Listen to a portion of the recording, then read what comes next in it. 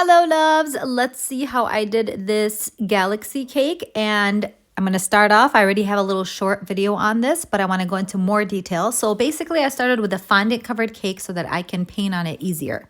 I chose the three basic colors of a galaxy: pink, blue, and purple. And I went ahead and I used a Bonte paper towel because it doesn't leave behind that napkin residue.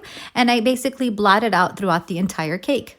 I just use Americolor food coloring and I mix it with a little bit of water. Once I was happy with the outcome, I went ahead and I airbrushed black throughout the cake, and I was careful not to cover it up all completely. I still wanted to leave the color of blue, purple, and pink that kind of peeped through.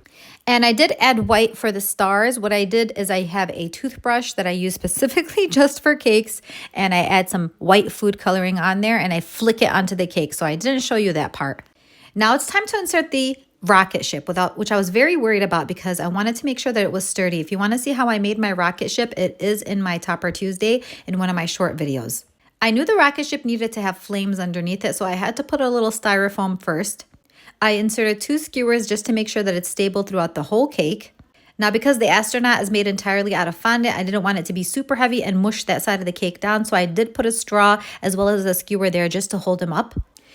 In order for me to stick things onto fondant, from fondant to fondant, I do steam it a little like you see with a mini steamer, and then it makes them just stick right away. You want to be careful not to get it too close to the cake because it will melt it off. So you want to kind of just slightly go over it as well as the piece of fondant, and then it makes it sticky to each other. And then I added little stars here or there sporadically with my star plungers. You can kind of see them in the background on the counter. I also did cover the cake board, which I didn't show with black because I wanted it to really pop out.